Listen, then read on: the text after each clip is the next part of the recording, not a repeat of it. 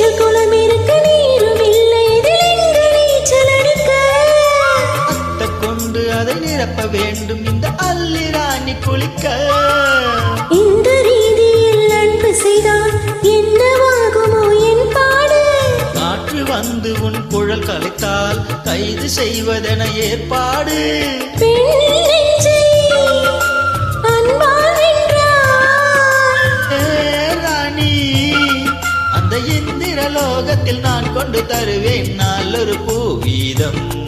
உன் அன்பு அது போதும் தொடு தொடு எனவே வானவில் என்னை தூரத்தில் அழைக்கின்ற நேரம் விடு விடு எனவே வாலிப மனது விண்வெளி விண்வெளியேறும்